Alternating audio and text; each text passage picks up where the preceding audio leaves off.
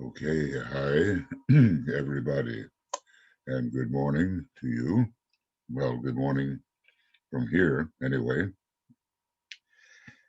Um, we are continuing with our work with the theme identify as being. And, there are so many ways to approach this theme. So I never quite know what the approach will be until the night before, perhaps, or even the morning or the evening of the presentation. But in any case, because of the tension that is growing, maybe all over the world, but certainly for the United States, in its choice, we might say, we will begin again with the powerful second ray, that's not second ray, it's rather first ray, this powerful mantra. This great invocation number 2. And we'll keep our point of tension during the next number of days and in general, I would hope, visualize a blessing occurring to those energies which really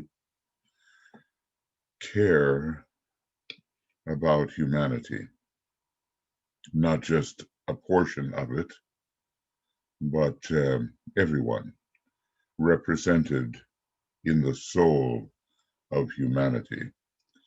Now, we're not there yet by any means in our political expression. There's a lot of selfishness, as there is in the church. And that's why DK said that before the Christ can really return, um, there has to be a house cleaning. And unfortunately, with humanity constituted as it is, house cleanings do not generally occur unless, on a broad level, unless there is suffering. It seems to be the way of humanity that suffering uh, must occur. It's a fourth ray method, and if the path of pain is sufficiently strong, then corrections are taken. Well, maybe in the future we'll be able to avoid that kind of, I think, less than ideal approach to adjusting our internal and external affairs. But as I say, we're not there yet, and we have a lot of waking up to do. Okay, I think somebody is. Yes, thank you for turning that off. Be careful that we don't need any extra video or any extra sound. So do your best.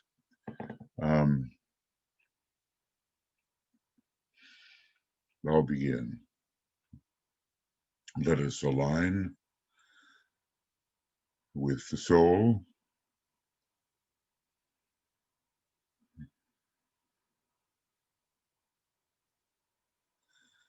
That is, let us align with a perspective that we can gather from the higher mental plane.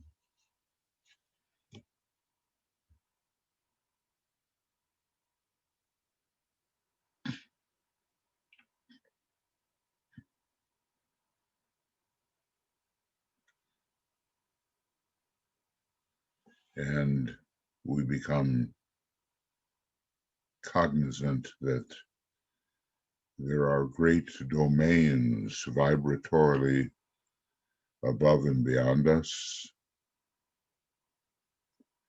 that we rarely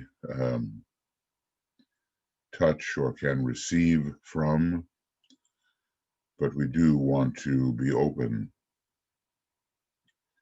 to the possibility of the descent of energy from the spiritual triad.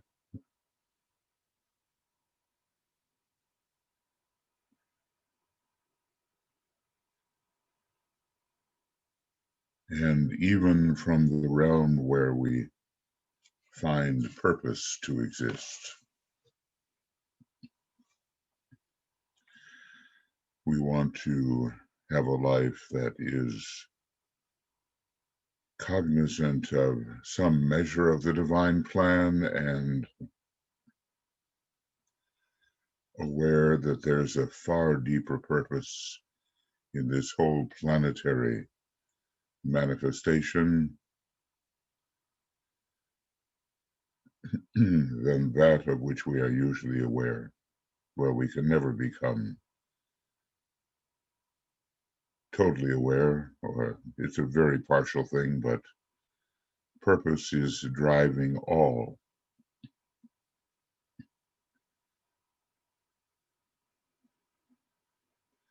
Until our planet one day becomes a great station of light and fulfills its Kundalini potential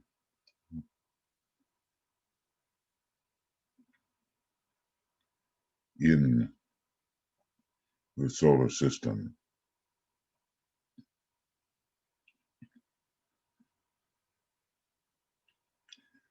And so we can begin. Let the Lords of Liberation issue forth.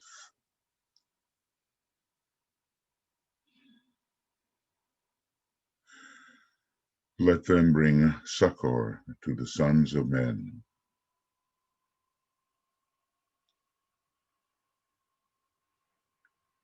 Let the rider from the secret place come forth, and coming save.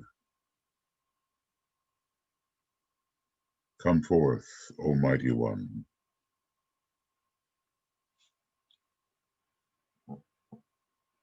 Let the souls of men awaken to the light, and may they stand with massed intent.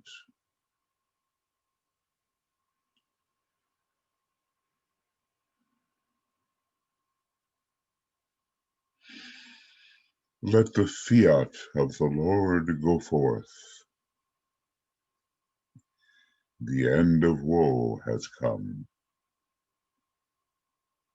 Come forth, O Mighty One.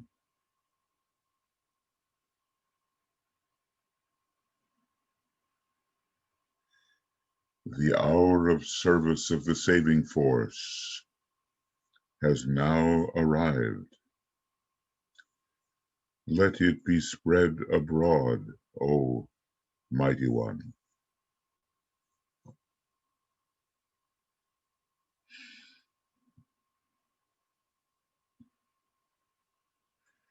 Let light and love and power and death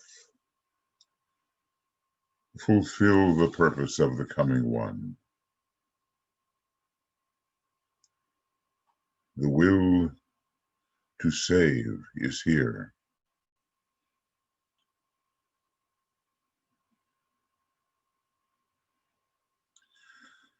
The love to carry forth the work is widely spread abroad.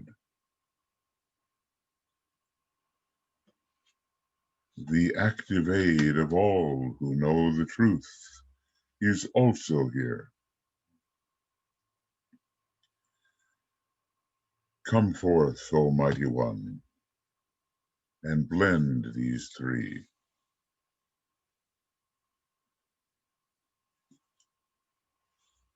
Construct a great defending wall. The rule of evil now must end.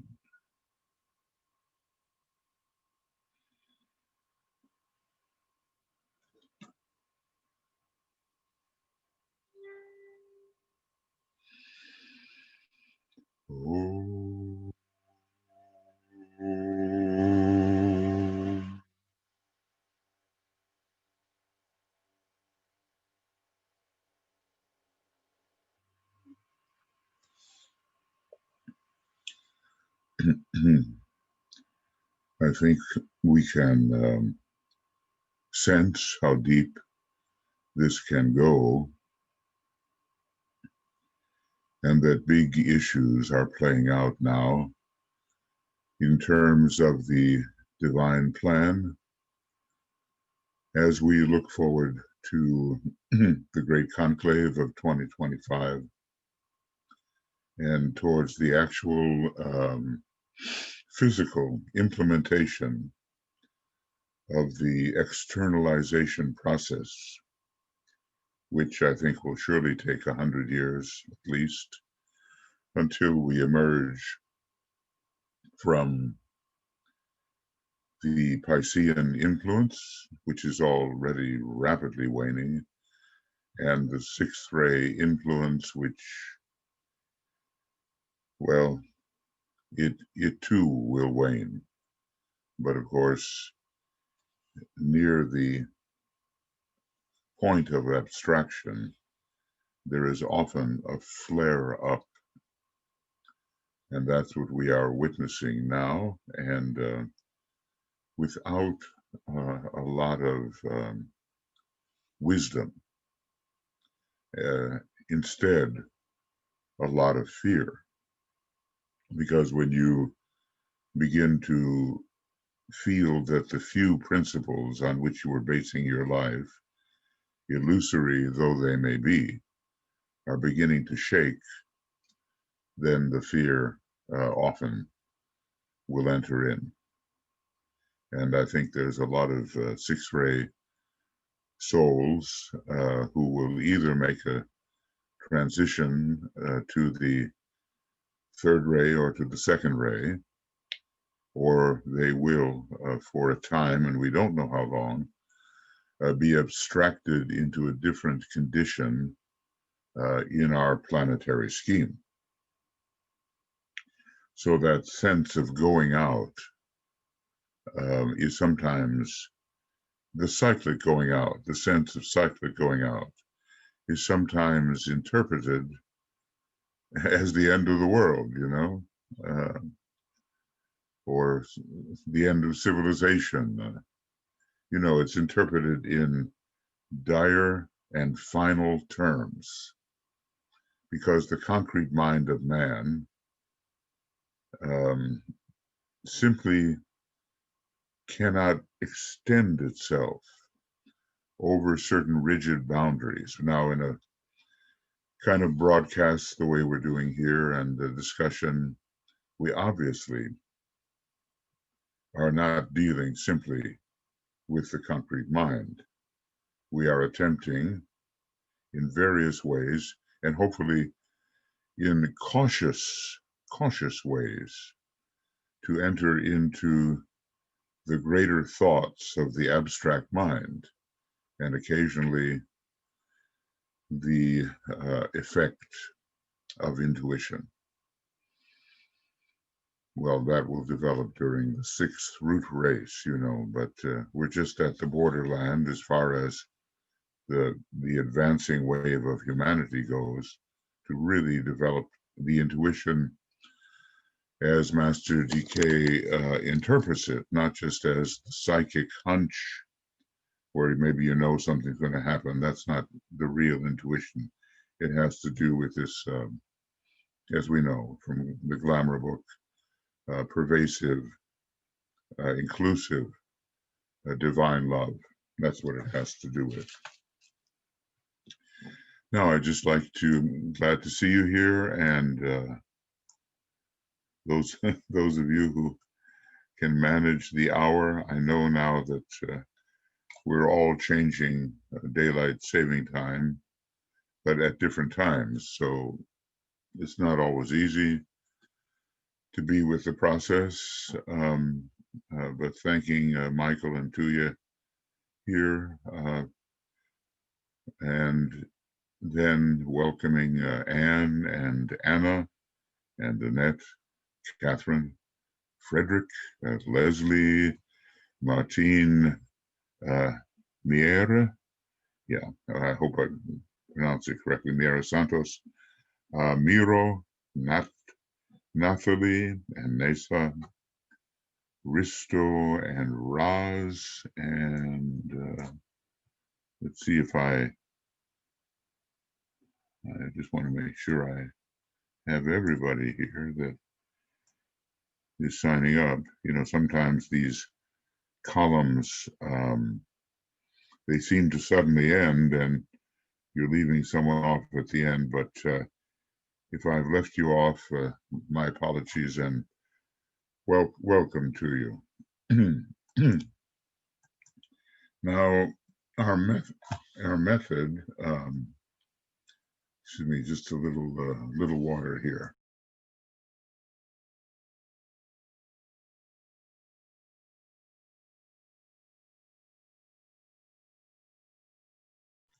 That will help, I think. Our method, I was asking some questions last time. Now, I'm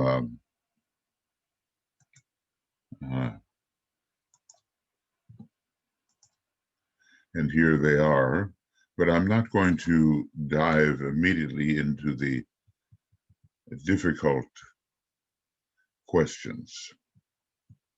I'm going to have a little bit of, these are some, I'm sending you this document. Today is the 29th, it's document 31. It has some various seed thoughts in it. And I will send that out to you. But right now, these are simpler thoughts in a way than the ones we had questioned and worked our way into last time. They were very philosophical. Now I'd like to have maybe a little more immediate approach as we ponder, as we go. It's a method partially of discussion, but partially of meditation,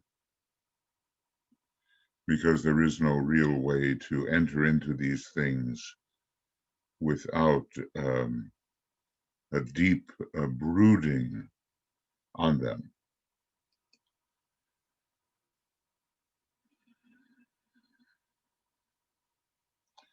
And, you know, as we go, the kind of language which I'm using will become more familiar. You'll become more accustomed to it. Now, you know, you will have your own way. Everybody has to build the Antakarana on their own. There is a group Antakarana, of course, and a planetary Antakarana, and on it goes. But it all starts with the individual thirsting after higher impressions,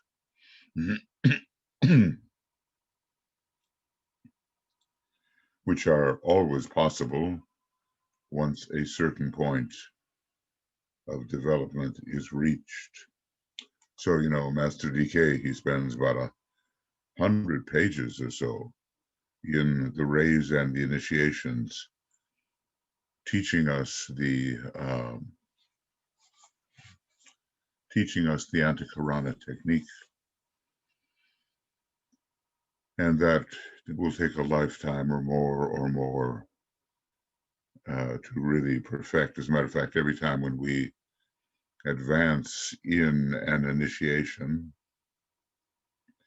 we are really utilizing yet another extension of the Antakarana.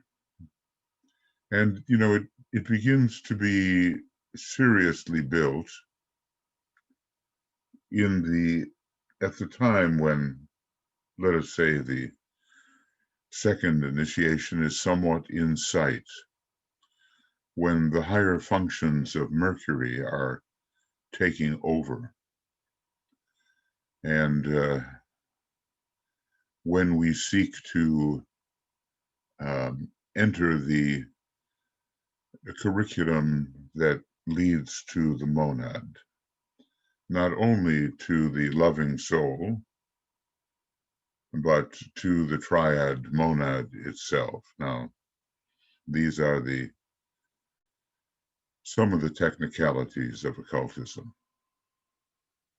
And DK, eventually says, well, they don't even really exist. They're more, you might call them heuristic methods. They are teaching methods. They are methods of approach, like the scaffolding on a building. You need it, the scaffolding, in order to build, but you take the scaffolding down eventually. So let us enter a meditative state, and it'll be the kind of meditation that we do, and it will have questions in it. And if questions arise for you or thoughts that later you want to share, then make note of them, make note. And then we'll have an opportunity to discuss a little bit.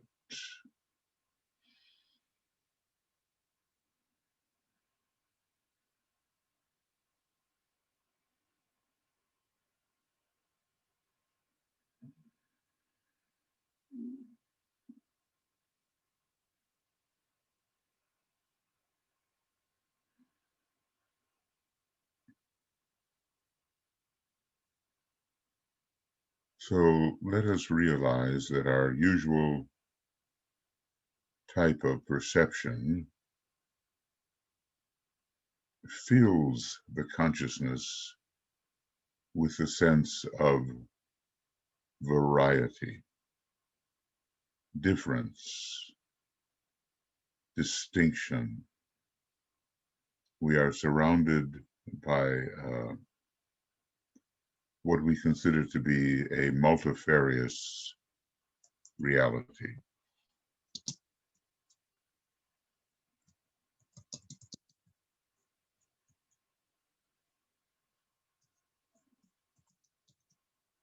No.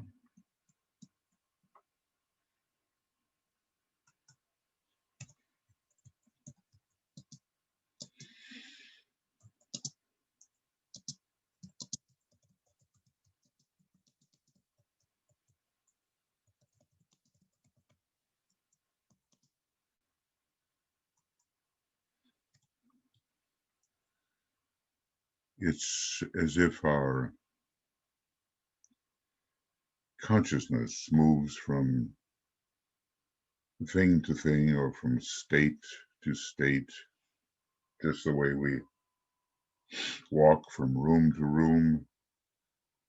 There's a great variety in our daily life, or at least a significant variety for most of us. And that's what makes life interesting in a way. Think about then the variety in your life, how it shows itself.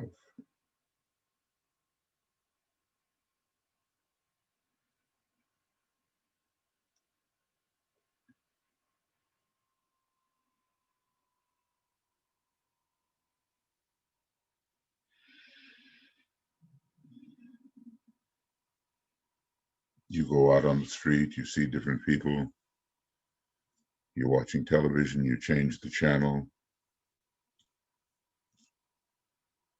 There are constantly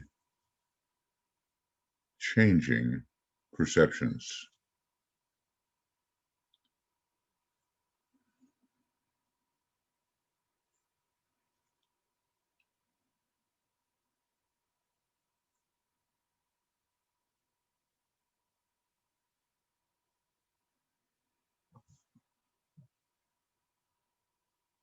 And even if it's not the outer senses that convey this variety, then the inner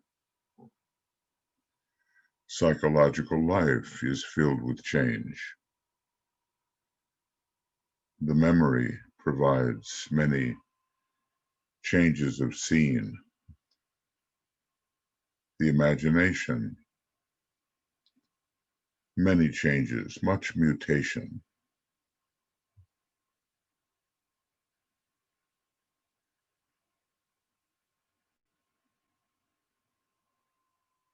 We're so used to it, we hardly notice it. For us, it's just how things are.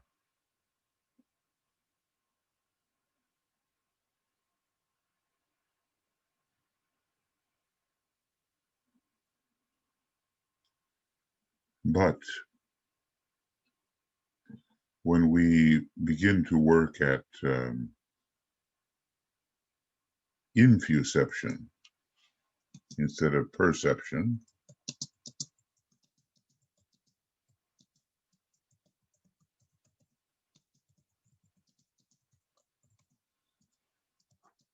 there is a change towards changelessness.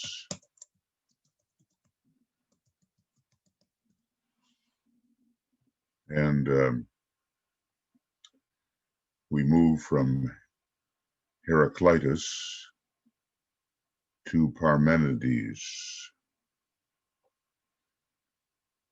Heraclitus, nothing is constant but change.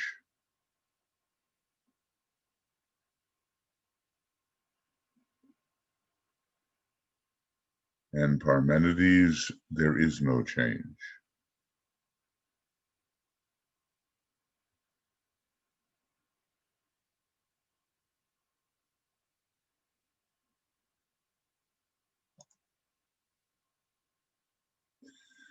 So think for a moment, is there any way in your life that you work at negating the perception of constant change, constant variety?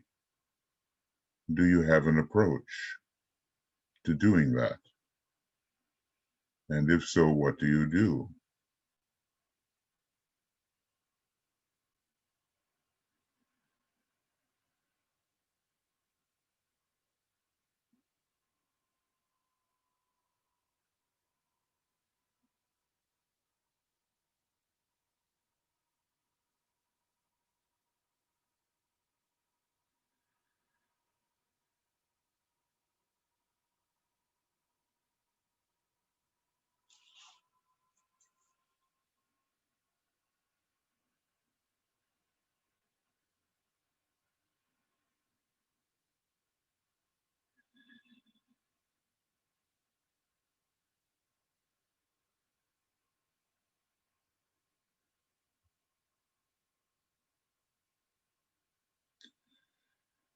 It's like you have to get into a certain groove, a certain stream of consciousness in order to negate the effect of constant apparent change upon your consciousness.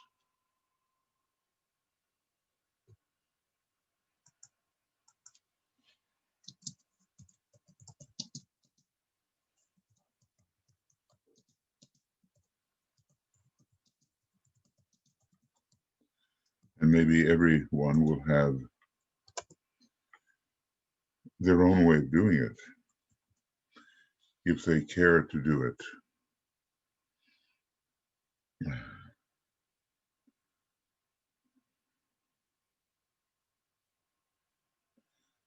I remember studying the English translations of certain Upanishads, certain Vedantic non-dual thought, which translated into Buddhist thought, and it asked us to look in every direction and see, that is, register only sameness. It confused me at the time. To look upon variety and see only the same.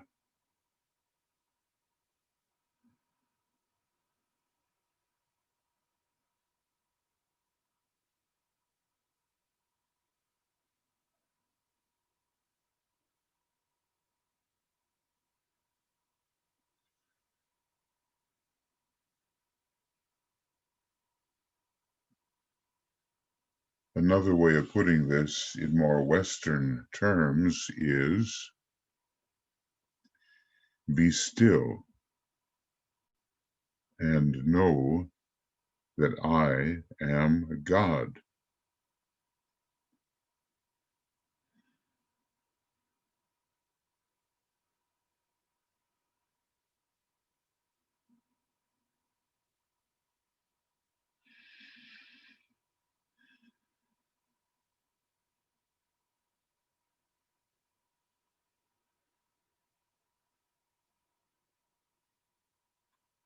We live in a very hectic kind of Ray 3 civilization. The 3 and the 5 go together.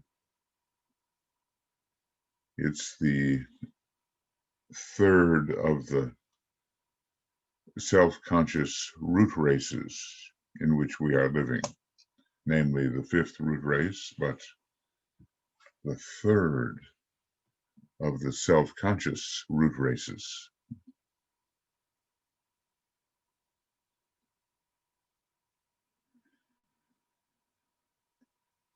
In which there's so much to do.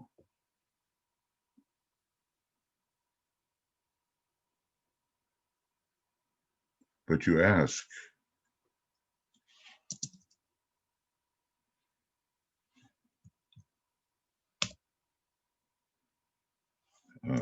can there be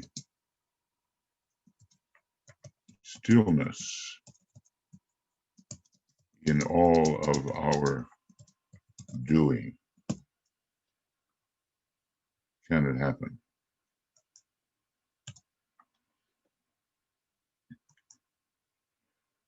And I'm sure, when we talk about the Christ, who has what is called calmness, forever unperturbed. Think about those words. Calmness, forever unperturbed. That for him and masters like himself, there is stillness in much doing, and there is sameness in much variety.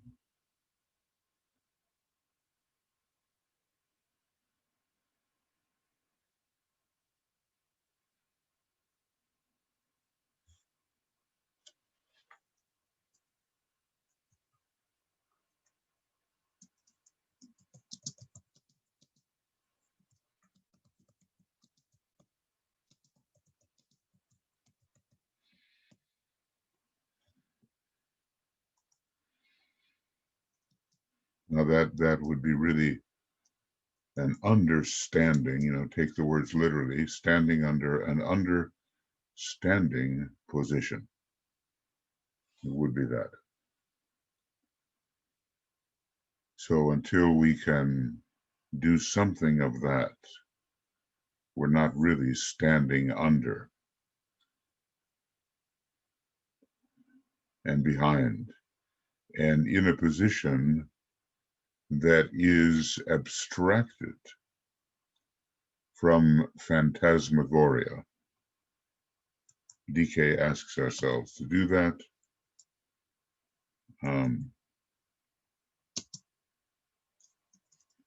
DK asks us to abstract from phantasmagoria. And he says, and it's interesting, including associated persons.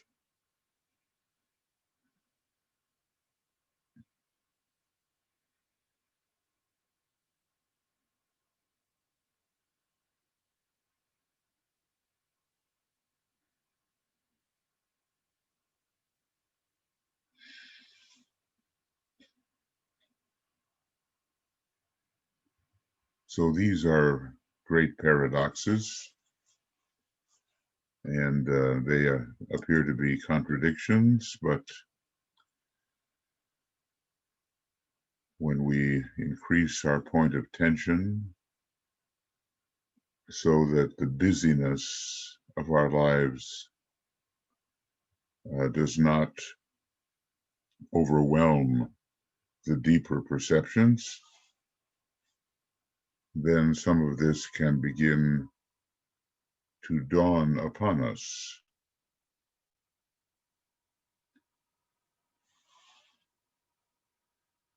And, some of the brain consciousness studies about alpha, beta, delta states, and so forth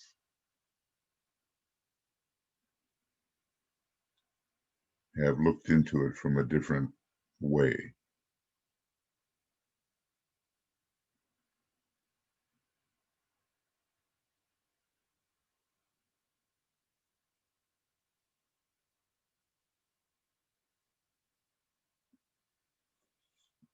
Now, there are certain terms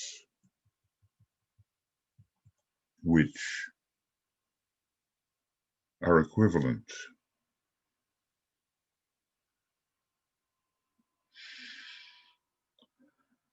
At least in my mind, they are. But the ability to detect these states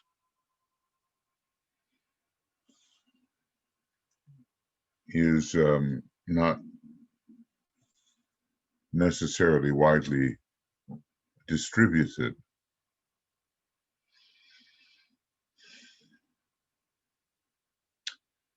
And probably I could find others, but those that are here give us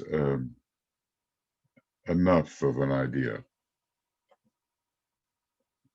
And they are used in different, traditions. In the West, the word presence.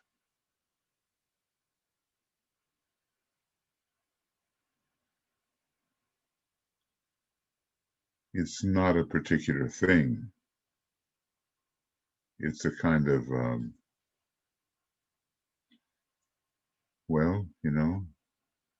Buddha maybe called it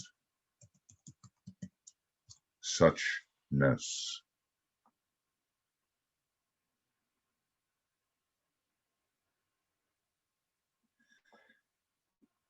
We go along in our life and we may detect this. Sometimes we call it presence of God, but just presence might be enough. And we fall out of it all the time. In other words, the presence is absent from our consciousness. But of course, we don't want it to be absent. We want the presence to be present. Presence everywhere and nowhere. Suchness everywhere and nowhere. Something I've called ISNESS, equivalent to presence and suchness. Let's ponder that for a moment. ISNESS.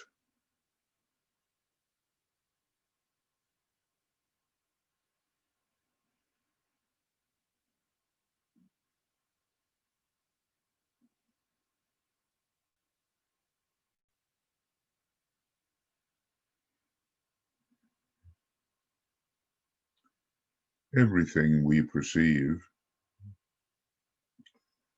or everything perceivable, has isness and actually essentially is isness. So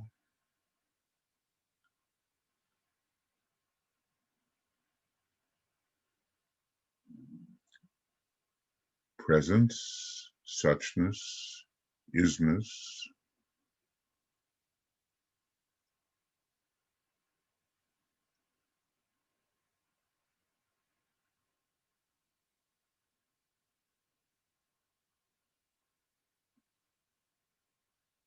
and every content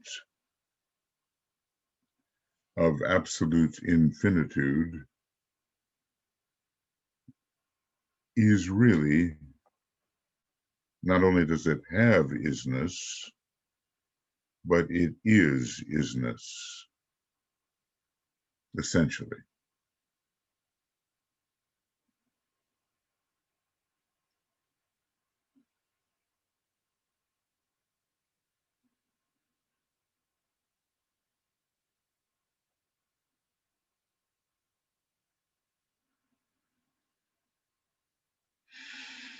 There's nothing you can behold with any of the senses or extended senses.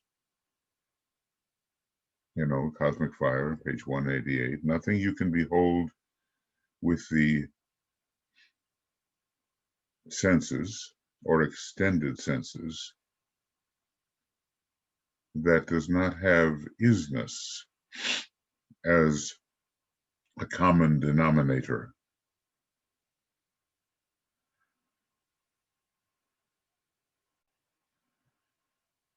And further, nothing you can behold or nothing that is beholdable, which is not essentially isness. But then to detect it, that's the key.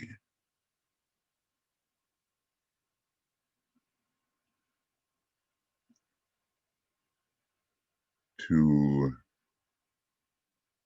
first be aware of isness, suchness, presence, and then to realize that you are isness, suchness, presence.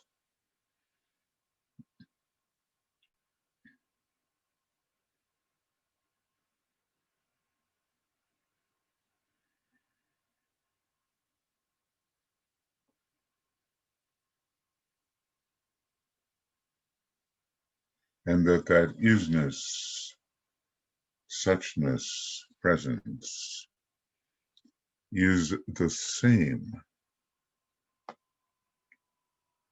for all beings, for all perceptions, identical. So thereby you are negating variety, because you see or perceive or are becoming something that is identical in all perceivables, in all perceptions.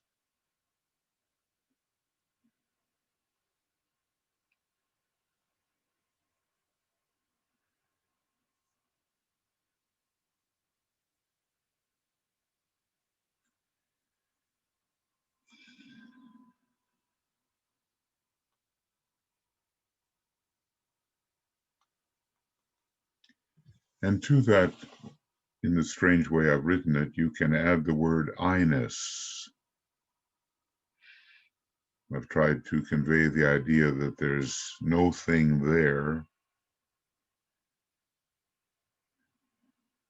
The no thing is there in the I-ness, the way I've written it down. In other words, a blank space surrounded by brackets or quotation marks, but really it shouldn't be surrounded at all. It should be just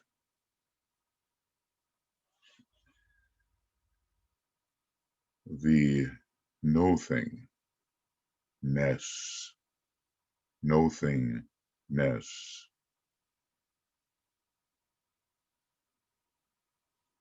It becomes or produces all things perceivable, but essentially it is the no-thingness, which is isness, suchness, presence.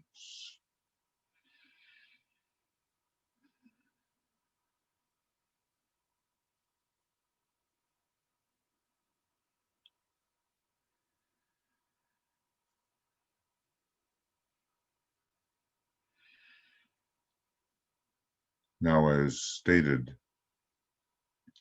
this no-thingness is detected, identified as more with the heart than with the eye or eyes. Maybe there is a function with the third eye that can identify as it, but certainly not the two eyes, looking here and there, changing perceptions. If we get caught in change, the no-thingness will elude us, will escape us.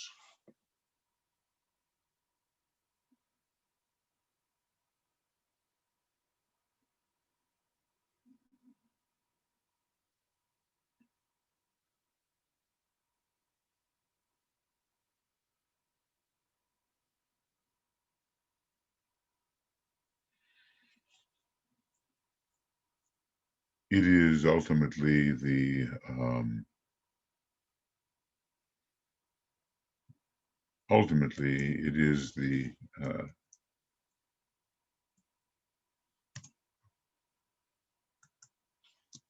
non.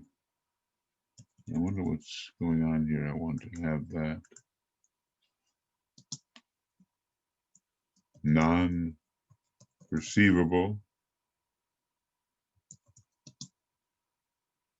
but beable,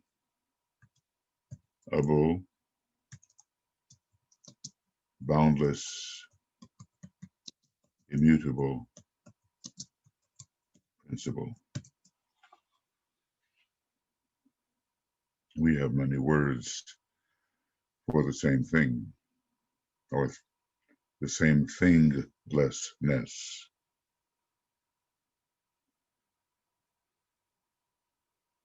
And finally, in the words that I've selected here, which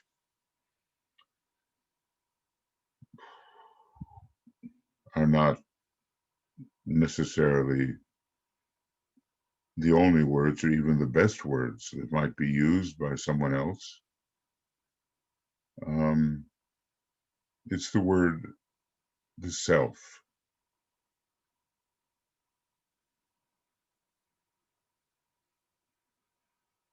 What we're talking about is not the self you usually think you are. The self referred to practically in the world of Maya, Mahamaya. It's not the self as a part of the universe, any universe. It's a different way of conceiving the self that the genius of the Upanishads and Vedanta have given us, and that the high souls preserving their mystical consciousness along with their practical occultism Um, it's what these high souls understand by the self.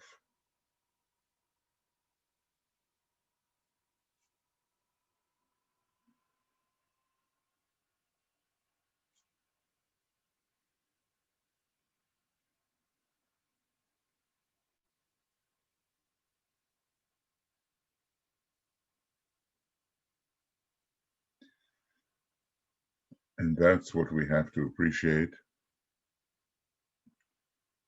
Thou art that self,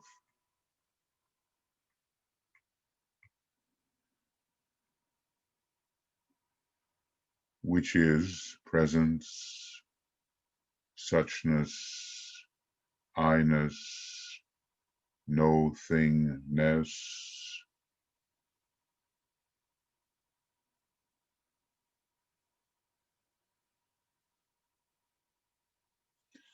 the everywhere and nowhere self,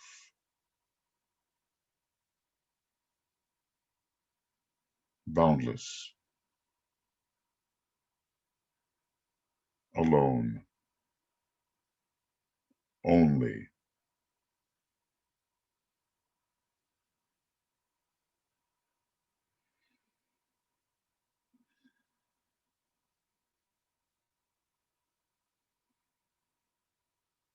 from which all things, all perceivables arise.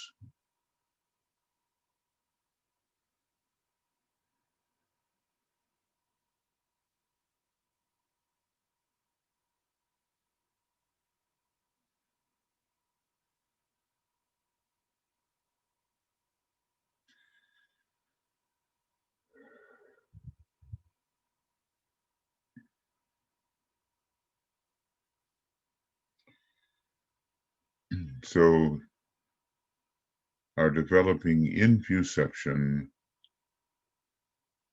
um, identifies as that self, which is, of course, being,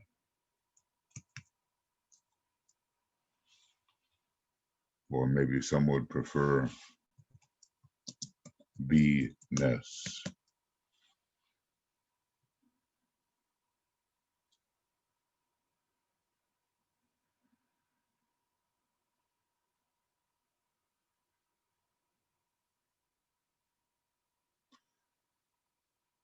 Now, you can't really live that way all the time because the way we are and the way the self is, variety happens even while no thing happens.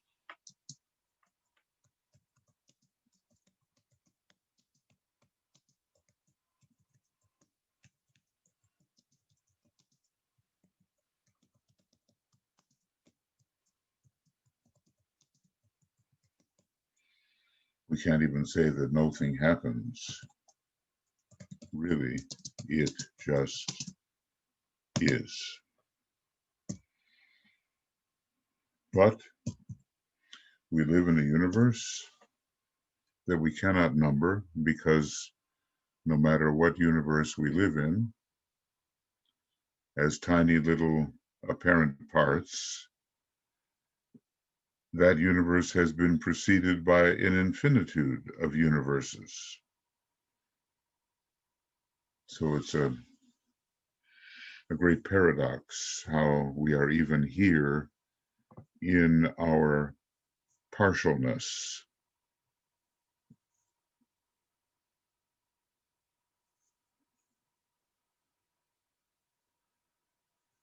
And you cannot, at least in the state of partialness,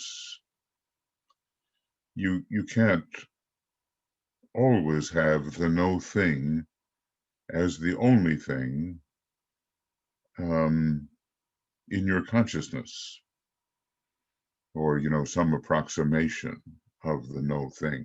It's not the real no thing.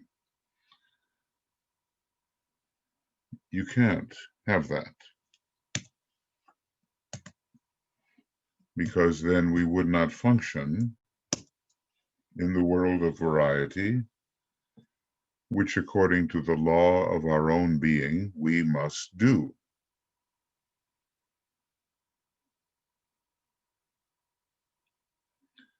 So there is a balance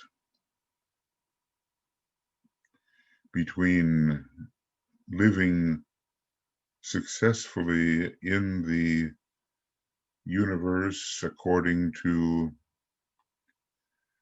a divine plan or purpose,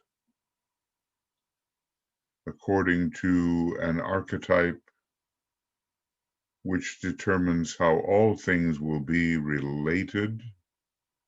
Finally, at the Mahapralaya, there is that. And then those few moments when you may take yourself off into your meditative room or place or wherever it might be, some little corner of your room,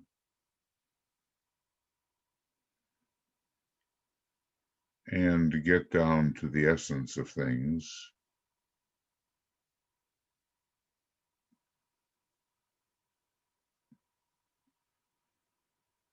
which understands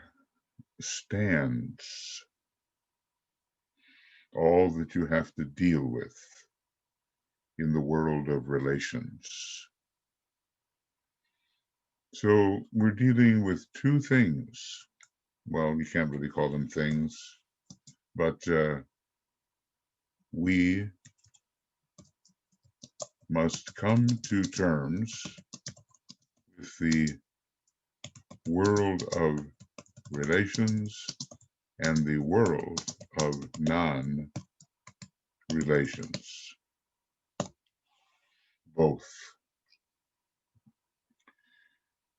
And how do we do that? We should not forget that both are necessary. Usually at our stage of development, we default to the world of relations and are captured in the Heraclitean mode. There's nothing constant but change. And change and variety capture us. But what we're doing here is having a little respite, a little relief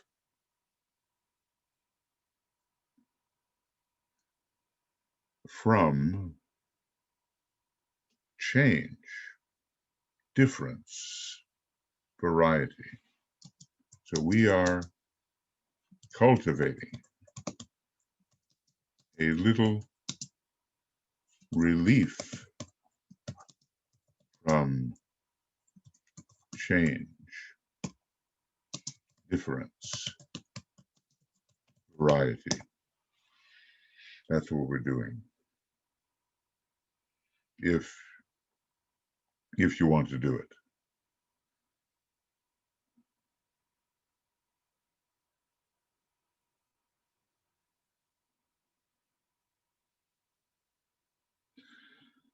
So that's really, I'm going to continue along this line, but sometimes less is more.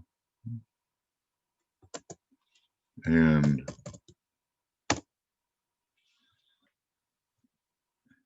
just keep it simple at the moment, because we are in pursuit. You know, we are a partiality in pursuit of ultimate simplicity. I think that's what we are.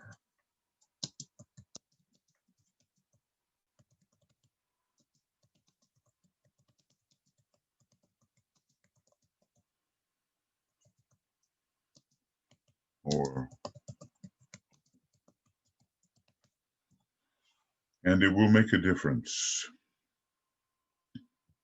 by making no difference.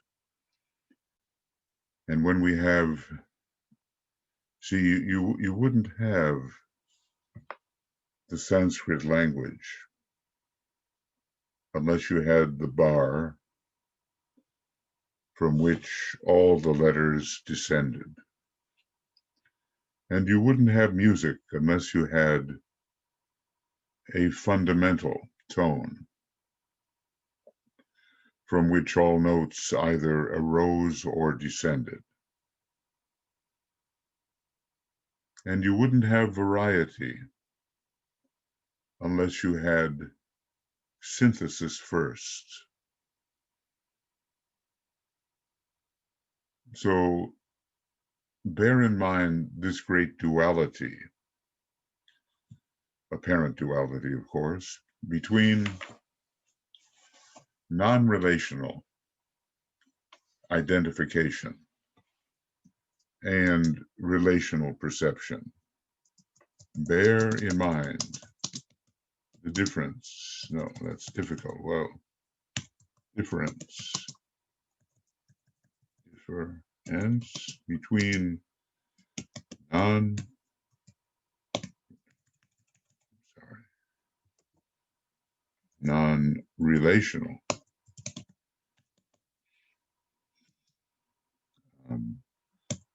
identification and common relational perception. Both are needed. And but also we do need relief from relativity. And that's what this line of thought is attempting to provide. So let us just sound an Om after this reflection, which is, partially a meditation and partially a ponderous, slow-moving lecture.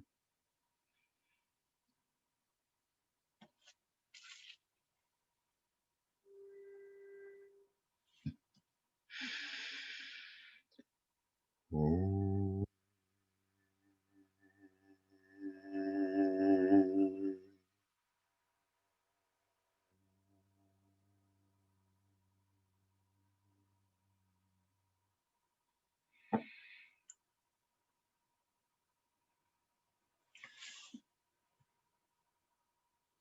And I will continue along this line at a future point. Our next meeting will be on the 5th of November, and it will be an evening meeting.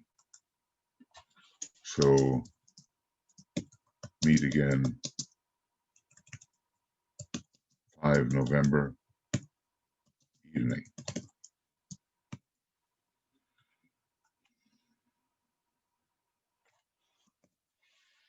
So let's see, if we can maintain kind of a meditative attitude, if there are any things that strike you, that you want to say, that you want to ask, that you just want to put up for consideration, whether there's any answer or no answer, and we can proceed. I'm grateful for your patience. And a few more of you have joined, and hi Vera, and maybe some have left. Well, the interesting thing is, there's no, if you are being, there's no door to anywhere else. There's nowhere else. And that's the one place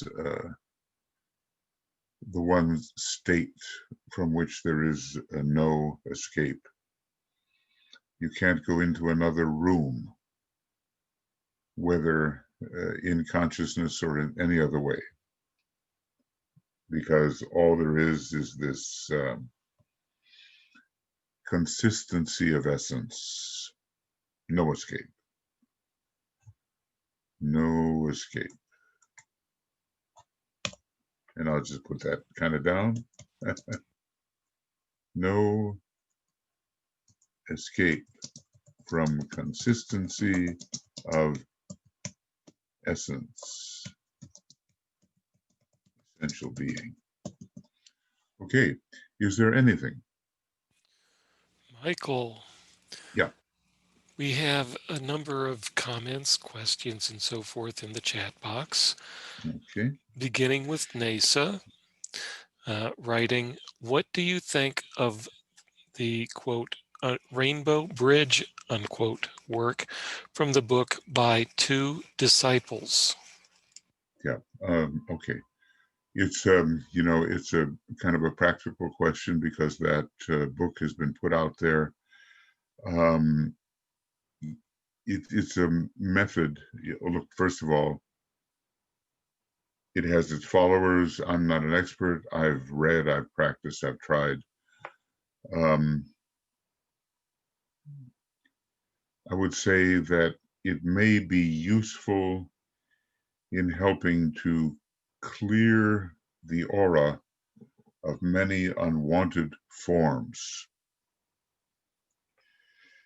because there are all kinds of things we have accumulated over the millennia and millions of years period. And you can get into this manipulation of the soul star as a kind of a burning, cleansing method, whereby really obstructive and unpleasant forms are eliminated from your aura, and thereby the higher methods, the higher contacts would become possible.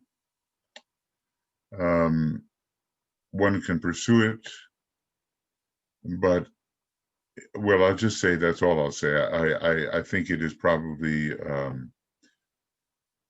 a legitimate way of uh, working, provided one doesn't become too involved in all of the manipulations that you have to go through to cleanse the aura. There are other ways as well. The simple downflow of the soul energy will have a very cleansing effect, and service itself will have a very cleansing effect, maybe even more than meditation. I think Norman Stevens, I think that was his name, he lived maybe to be over 100. He was, a lot of people respect him very much. And, but I'm no historian of the movement. I just know that nothing should be carried to excess. It's a bit like getting into esoteric healing and going a bit crazy with all the triangles you can draw and make and energize. You become overwhelmed by the um, many movements of the process. So the question is, also, let there be simplicity. Of course, I'm a fine one to talk about simplicity, but ultimately, that's where we're going. So it seems to be a respected and useful method. People just have to decide whether it is the one for them. It's not anything that Master DK suggests in his occult meditative approach. He's somewhat less manipulative and more simple in how he approaches all these things. But I certainly have no reason to be repelled by that method. So experiment and see if you wish, and people choose different methods and they learn thereby. We've got some pretty awful stuff in our auras from the past, and maybe the Rainbow Bridge work with the Soul Star helps us burn them away. Okay, thank you. And next from Frederick, writing suchness, isness, and thatness. Yes. Reference Quantum Questions, edited by Ken Wilber. Uh-huh. Okay. All right. Well, I haven't read that, but thatness would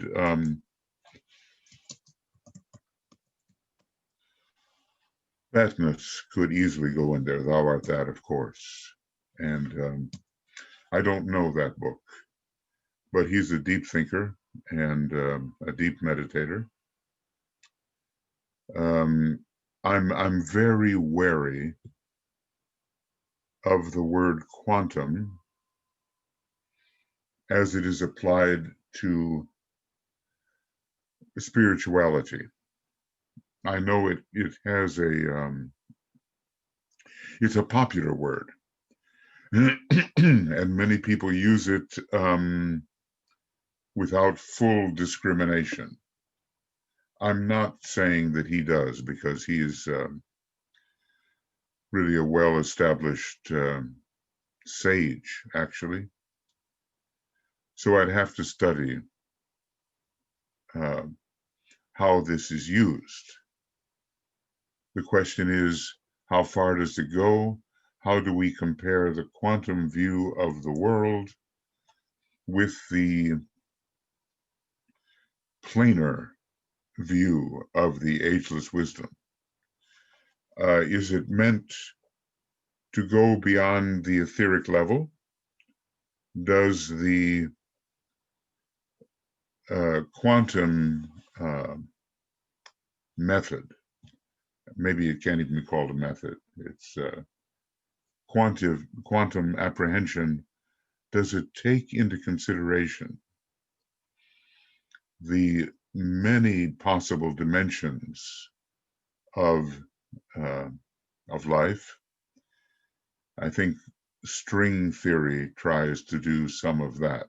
I don't use much of the fifth ray language, so I'm not really, qualified to speak about its merit when speaking of spiritual things. But I do know that Ken Wilber understands deep spirituality and meditation, so he has to have a good reason for using those terms, at least as he defines them. But I cannot respond um, with a really meaningful understanding of how he uses the word quantum. Do you, Frederick, could you put that in a nutshell? How he Frederick just wrote, quantum point of view is to enable to feel energies we cannot feel beyond higher dimensions. wait, we cannot feel. Quantum point of view is to enable to feel energies we cannot feel beyond the higher dimensions. That was the last comment. Well, the higher dimensions, I got it. Okay. The higher dimensions take us to the very, see, if there are energies, let's just say there are no energies which are non-dimensional. So there's really, what do we mean by higher dimensions? Because the higher dimensions go all the way to the very acme of any universe. So in a way, There's nothing beyond it. There are no energies to be felt beyond, at least what I term, the higher dimensions, unless we are somehow limiting the term, the meaning of the term higher dimensions, and it seems to stop somewhere. I mean, how do we know in our universe how far these distinctions or dimensions actually go? So I would doubt that, my first, okay, I would doubt that there is a way to feel beyond the kinds of higher dimensions which I think I can conceive of as existing. Now, Frederick, does he want to speak? His hand is raised. Okay. And you can unmute yourself. Yes, yes. Good morning. Good morning. Gratitude for your inspiration today. Yes, in terms of quantum, it's more related to the scale. That means how we can feel something very, very, very, very small and beyond the smallest dimension and even higher dimension. That means the smaller things. And so it's a way just to go inside and to see more something we cannot view from or feel from normal way. Okay. Well, I think then there is a special definition that's being offered of the word quantum in relation to spirituality. But it's so interesting, the question of what is the highest dimension in universe and what is the realm of non-dimensionality. See, and I'm quite convinced that it is entirely impossible for us as tiny partialities to feel into what a galactic logos apprehends or beyond, or what the universal logos, which essentially we can't feel into that at all. That's just entirely beyond the capacity of the part. But if there is an attitude which is constantly elevating the point of tension, then maybe that attitude is a quantum attitude, and slowly, we are opening our perception to realms of frequency which we do not normally apprehend. And from that point of view, I can understand it. But in a way, the higher reaches of perception and self-perception is entirely out of the range of possibility for this tiny part. So I just want to know, the limitations of the word and how it can be applied, I say, in a way that seems logical to me. Yes. I know the, some of the physics of the so-called leap that occurs and the different levels that occur. But as I say, it's a popular word. And being popular is used by many people in many different ways. So I'm cautious all the time. But it can be just a scale. Like, I think you mentioned a quantum attitude. It could be related to, you called before, ultimate simplicity. Mm-hmm, mm-hmm. Like a drop of simplicity, or even smaller than a drop of simplicity. Well, yeah, and of course, and I have certain ideas about ultimate simplicity, namely that it is non-perceivable and only beable. Yes, if that makes any sense. For what I wrote before, inner purity. I'm sorry, the last word. Inner purity. Purity. Yes. Purity. Yeah. This gets into the whole question about absoluteness and whether there is any kind of perceivability of absoluteness whatsoever. I say there is not, and that's a long discussion. So, but thank you, Yes. Frederick, for I that. have another These question. suggestions. I have another question because you came with word of non-relation and word of relation. Yes. Is there any equality between the rules of those two words? Is there an inequality? Equality between the rules of the word of Oh, relation okay. and the word of non-relation. Well, in the world of non-relation, in a way, there are no rules, because rules require differentiation, and there is none. Behavior. But in the world of relation, it's filled with rules that sustain the hierarchical intention in this world of relation. So in other words, we build on the vertical axis when we deal with the world of relation, or the world of relationships, or relativity.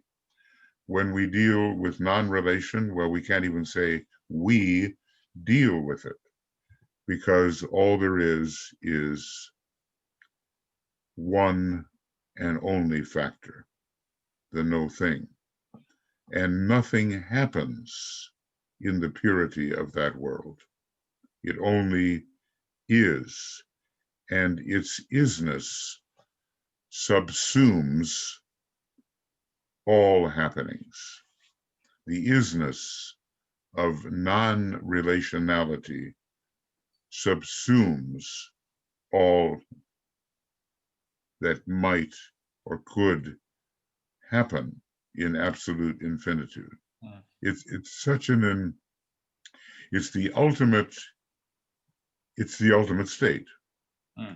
And in it, nothing, no rules, no differentiations, no consciousness, no will, no love, no intelligence.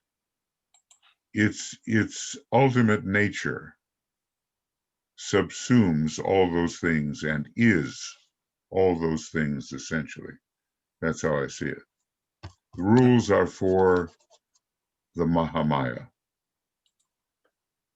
And how that arises, is a big question, but thank you. I haven't, yeah. Okay, well, thank you. I know a little bit more about how this term quantum is used. A little more. I've studied some of the physics of it, and we have the changing of orbits, and we have electrons, shells, and all that kind of thing. But that's not really what we're after here, unless an analogy from that level can help us. The so-called quantum leap, which I sometimes think in the spiritual field is for people who are impatient with initiatory gradualism. Okay. Thank you, Frederick. Okay. Yeah, okay. And coming next to Roz, she writes, earlier today I was driving home and suddenly I heard the words, I look out at my creation through your eyes. Yeah, so there's a higher type of identification going on there. And we slip out of our usual boundaries. Now, we have to figure out who your is, but it may be, of course, the one universal identity. I mean, you would have to identify that for yourself. But it's one of those phrases which seems to me to be quite evocative of the kind of states of infuception that we are trying to achieve. So, you know, when you get that kind of thought, you put it down in your spiritual diary and you ponder on it and you enrich it and you send it up, as it were, uh, into a vibratory realm where something can be added to it, where more light about it can come. It seems like you have slipped out of your partial identity into a much larger perceiver when that kind of sentence comes to you. So whatever works, you know, Roz, whatever works, make note of it. And sometimes, you know, the old story about how many wells you want to dig, going down a little way when you could dig one or two that actually go deep and hit water. So I'm very guilty of, you know, third-ray multifarious wells dug. But a few sentences, even the great phrase, "Thou art that," could be the one well which a true sage has dug for his whole life. That could be the watchword that reveals reality, just one. So you have to decide maybe which few mantrams or sentences deliver to you the highest sense of reality. And I suppose it will be different for everybody. So thanks for sharing that one. Michael, Tuya, can I comment? sure. Okay, Go ahead. because this it was beautiful thing what Ross said, and it just reminded me about the Upanishads, and something what I have been pondering on, that in there Shiva is considered as a consciousness. Mm-hmm. Sometimes we relate like Vishnu, the second aspect, but Yeah. and of course when we think about monad, really the highest point of the monad from perspective of us, there is of course consciousness, but we somehow distinguish the way that the Vishnu is the second aspect is expressing that part of divinity. But this Mm-hmm. whole idea of the consciousness, and in Upanishads, there are these old teaching which were taught for and by rishis, those ancient sages. That Rishis, yeah. Mm-hmm. Yes. yes, when you want to um, remember your divine self, go forth into the nature and look the animals. And I Mm-hmm. think that is very interesting. Somehow this what Ross was saying, that she was she Yes. driving? Yeah, Yes. driving, Driving and saying, that there is some right, that there's something about the nature which touches our highest part in that way that we are not conscious of that, but to cultivate within oneself, to look the nature in conscious ways and look the animals, and that is one of the doors to realize the one within, or your highest part. I think it is very interesting yes, it and is also interesting. And beautiful. we'll Mm, all have our own ways. Roz says, look out at my creation, capital M, capital C, through your eyes. right. So, you know, so indeed, you know, this is a non-dualistic statement. Yes, there are Absolutely. different characters here. Mhm. There's the one who creates, and there's the you, and there's the I, but it wraps them all up into a kind of non-dualistic perception, or let's just say it unifies the field. So it's one of those evocative mantras that I think can really be used and pondered. And Absolutely. yeah, Yeah. yeah, And yeah. you know, that reminded also about this, because I just studied just lately a little bit about Upanishads, and there were when the Kundalini serpent, the Shakti power is rising. So that is the practice, conscious practice, in order to reach Shiva consciousness. And I want to say something about Shiva, Vishnu, and Brahma, and any Trimurti or any series of the three persons. Right. It's So, this. This is what I want to say. Okay, that Vishnu and Brahma are in Shiva, that Shiva and Brahma are in Vishnu, and absolutely. Shiva and Vishnu are in Brahma. In other words, Shiva has consciousness. Shiva has intelligence, creativity, Sure. but the emphasis, in other words, every three is a 9. That's all I'm saying. Okay. Which So, is the cyclic number. Yes. right. Just ending this thought is that in that teaching, ancient teaching, is taught that the Brahma is living in the Muladhara, the root chakra. So for us, of course, it is easy to understand that the father and the mother, so they have the direct line like the crown, and then the root chakra, they have the direct line between the father and the mother. So Brahma lives in Muladhara, and what it needs in order to awake Kundalini is that it needs to have a kick. So somehow the beginning is about that the pushing that energy of creation forward by force. And I was thinking that it is exactly what DK teaches for us, that this time, which are very special on earth at the moment, it is also the time of the forced approach by a group of disciples who are forcing the initiation. And I think it is directly related to that idea that this Kundalini serpent has to be forced forward by Yes, the and activity. But I yes, mean that not these unconscious ways.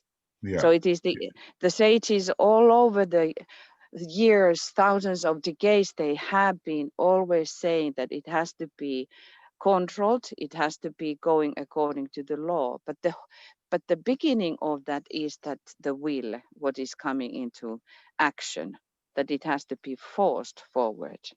Those are things what I am pondering in that relationship, what we Yes. were talking. Our occult techniques, they do lead to conditions within our energy system and consciousness where the kinds of things we are talking about here can be better perceived, and identification can become an everyday thing for us. In other words, the teachers like Master DK and others have given us the methods in time and space to, in a way, escape from time and space. And DK talks about the Antakarana as a great method of spiritual escape from the oppression of ignorance in the lower world. So we do need to attend in this Mahamayavic world to these techniques in a very precise way. And we will do that. We will continue. Thank you, Tuya. I appreciate that. Michael, I got a nice little note here from Miro. He says, "Don't worry, everything will be perfect. Questa gente che ti chiama non capisce un cazzo." And it reminds, we could, I'm pretty sure I know what he means in Italian here. I'm not sure what the word cazzo means, but maybe it means it doesn't understand a bit, just a bit. But the battle will go forward, he says, and not only Miro, we are here with you forever, exactly, and we are all together one being forever. So I say to myself, there are no strangers. If I meet anyone or anything, little I, if I meet anyone or anything, anywhere, at any time, that meeting is with someone who is not only familiar to me, but is who I am. So I appreciate what I understand of what you say. And I'm going to look up a couple of words here, but it takes me back to the days of studying Italian, but it was for singing purposes, but not only, let's just say this, I'm responding now to what you have written. Everything, in a way, is complete and perfect, and which does not mean that endlessly, infinitely, we have to keep on working cyclically in a world of the finite in order to restore it to the infinite. So, every universe has its work to do. And we could say there is the perfection of the universe. Any universe ultimately gets perfected, but then there is absolute perfection. And that's the absoluteness that we, sometimes reference from the secret doctrine, the boundless, immutable principle. So I appreciate your words, and I'll try not to worry about it. Okay, Michael. Who else? Anything else? Yes, going back to another offering by Frederick, writing, fusion of sameness and variety of inner experience, keeping the soul identity through the variety of infuception experiences. Okay, well, that's a real ponderable, and I think I found it. Because, of course, sameness does fuse all things into one. The inner experience, we maintain our soul identity, but it continues to expand, in my view, Frederick, until it becomes the one identity, the one and only identity. And we have all these perceptual experiences, which is constant change, but when infuception underlies all these perceptions, then we're always sensing the sameness, which is found in variety. So basically what we do, in my view, all I can ever say is in my view, because I'm not pontificating here, I'm just saying this is how I see it, that infuception detects being, and perception, which is ultimately self-perception, detects all the myriad of things and states which arise from the being. So infuception is synthetic, and perception is articulate, identifying different things. But then when infuception comes along, all those identified differences are seen as one thing only.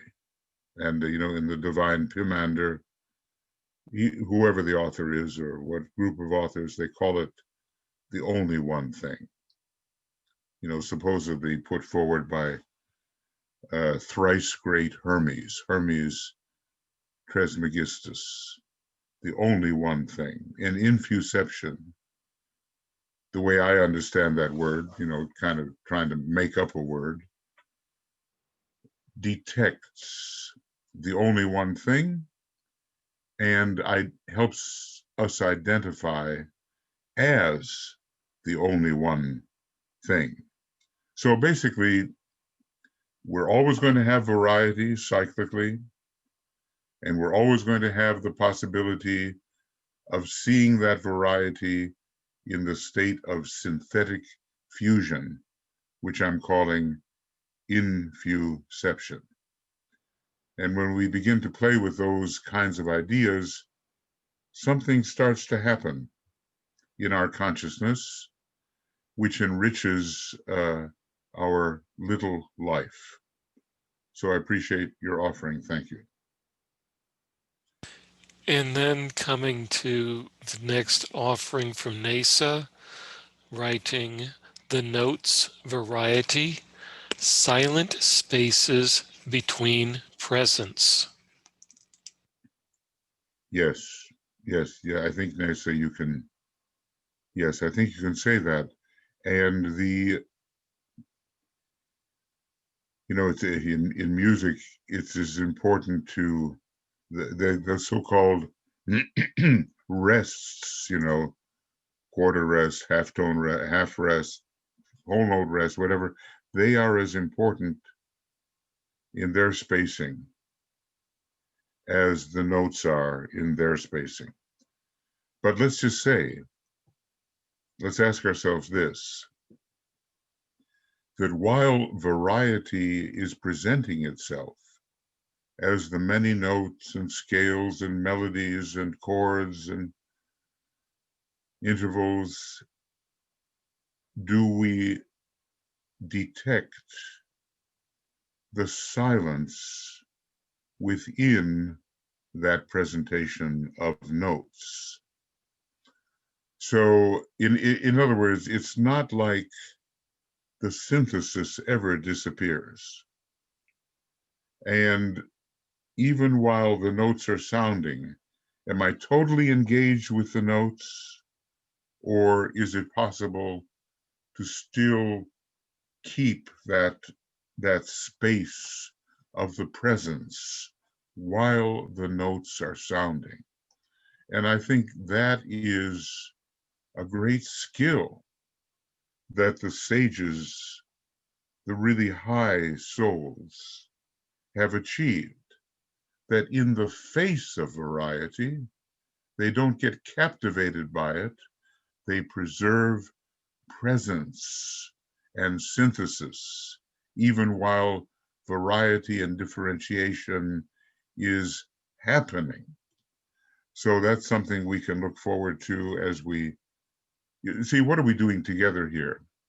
We're cultivating some kind of perception which is not customarily entertained by many people. They just are not doing that, and they don't care, and they're not there yet, and one day they will be, as partial beings. We are partial beings who are cultivating presence in the midst of happenings. So, that's what I want to say that we are, I'm going to call us partialities who are cultivating presence in the midst of a constant variety of happenings. Now, you can put it in your own language, and you have. And I also admit that in the silent spaces, it may be more possible to sense presence. Now, sensing the presence is one thing, and sensing oneself as the presence is another thing. And that's another step, let's just say. You know, we can't help but use dualistic language, okay. Sensing oneself as the isness, as the presence, as the suchness, as the thatness, as the being, as the beingness. These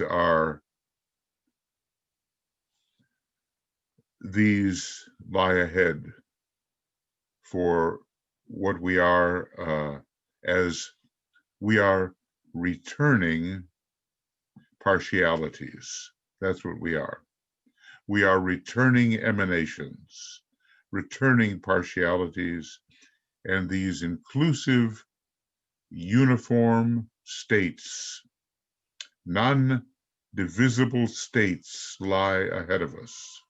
So I'm going to say, we are returning partialities,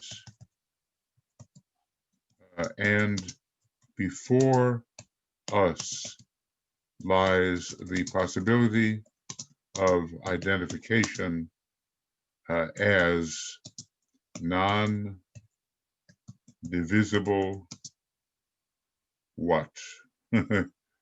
Non-divisible, I'll just say the non-divisible state. Excuse me. The non-divisible state. Possibility, there we go, and partialities. No, possibility, there, I'm getting rid of that. Partialities, that's what we are. We are returning partialities. How many times have we done this? Forever, cyclically, forever. And we are just one being who's doing it. One being who has somehow deceived itself through Mahamaya into thinking it is many beings. And therein lies the drama of every universe. Thank you, Nesa. Okay, next. Anything? And that concludes all the written comments, and there are no hands raised at this time. Okay. All right. Well, look, you know, it's really important to understand what we're trying to do. We are little, tiny, returning partialities. We are tiny emanations of the one, returning to a full apprehension of oneness.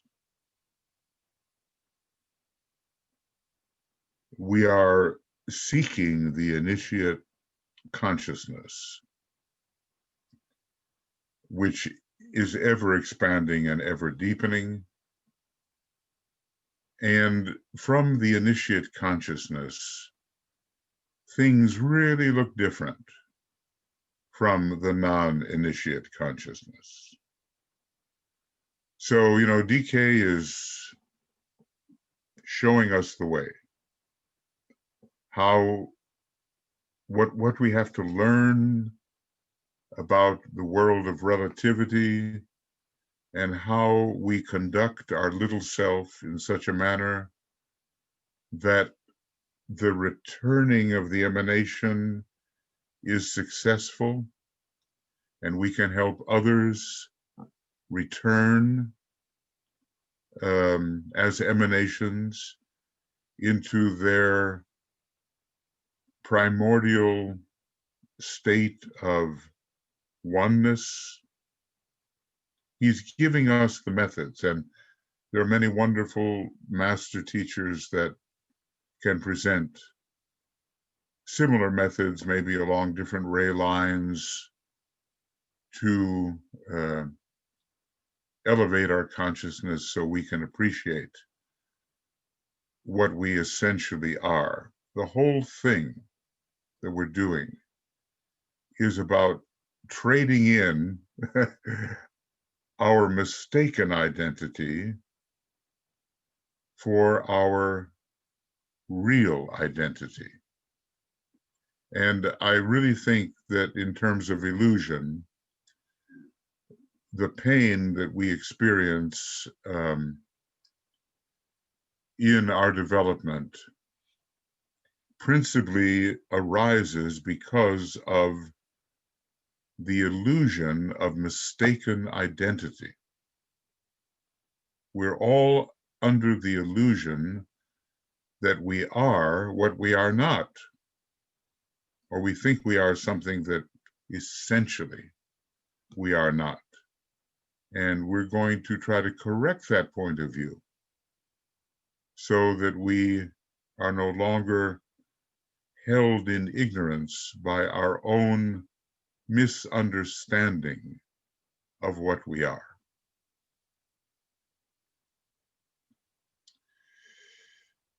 Okay, well, thank you for being here. I'll tell you what,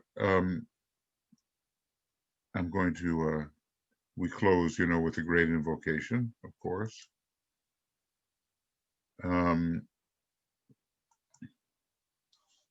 Let me ask Tuya, would you like to do this? If you're there, we have so much going on here that sometimes there is no there or where or here. I am Okay. here. Would you like to do the great invocation? Number 3. Wait a second. Yes, and let me, before Michael tells me that I haven't done it, there it is. Well, okay, just a little reminder. We will send you soon about a special broadcast, which is going to be taken on Sunday about the USA election. And we have not been yet deciding the time, but we will send for you. Do you hear well? Because I am in the forest. Oh, see what I mean? There's no there. There's no here, there's no there. Yes, I hear. Right. Okay. Okay.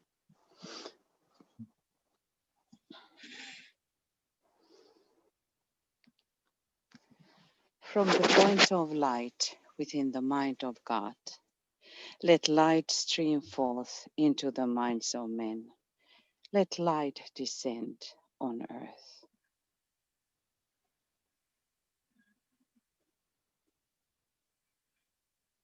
From the point of love within the heart of God, let love stream forth into the hearts of men. May Christ return to earth.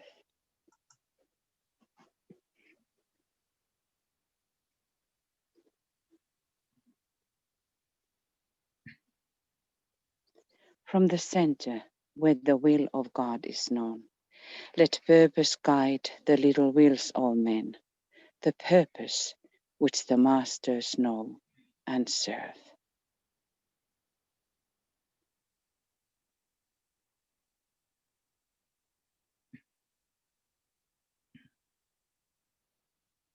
From the center, which we call the race of men, let the plan of love and light work out, and may it seal the door where evil dwells.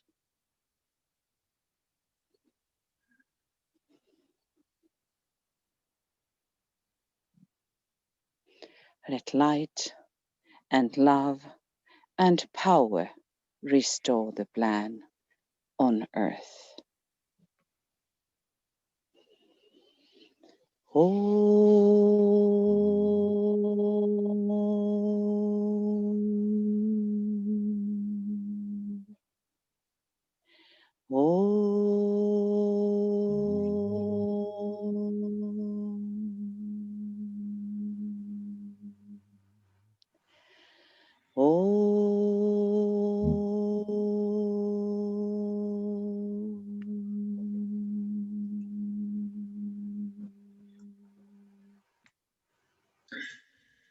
Thank you, Tuya.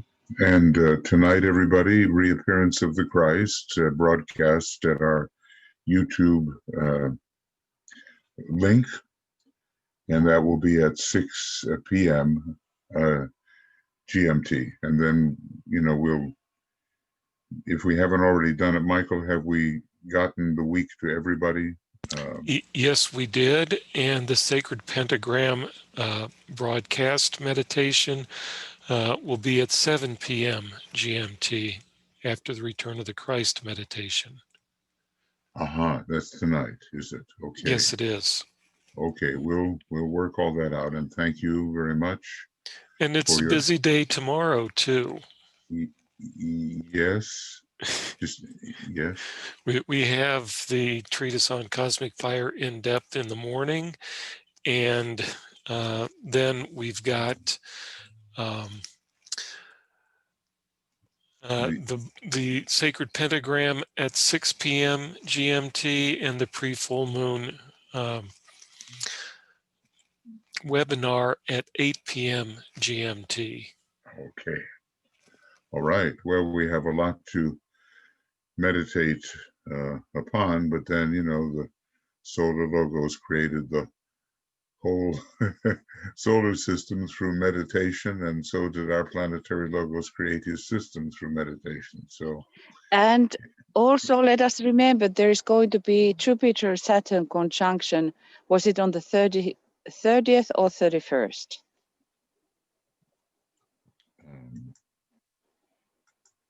Let's see. In Aquarius, is it, or is it? Yes, I think it is in Aquarius. Wait a second. Is it really? Or hold on. I'm just trying to test this out here. Okay. And okay, well, maybe we have to report on that, because it looks to me like we're pretty far from that conjunction, dear. On the 30th. I just got from Antonella a message, and I think it was this year. Maybe it's another time. Did I read the? No, there is a big event going to be. Okay, we'll have to look at that. So we have to then check it. Yeah, they're 6 degrees apart right now, so it's not going to happen that way. But we'll get into it. Okay, friends. Okay. That's going to be it for us. It's all right, astrology is there we go. See, okay, we'll be seeing you later tonight for the Reappearance of the Christ broadcast, and we'll be working with you in this full moon in Scorpio time, which will be, I think, momentous in terms of hopefully the overcoming of negativity that has been put upon us by hidden forces. We will overcome that. Okay, lots of love, many blessings from all of us, and I'll first turn off this recording, and then Michael can relieve us of the program. So here goes the stop recording. I'll see you later. And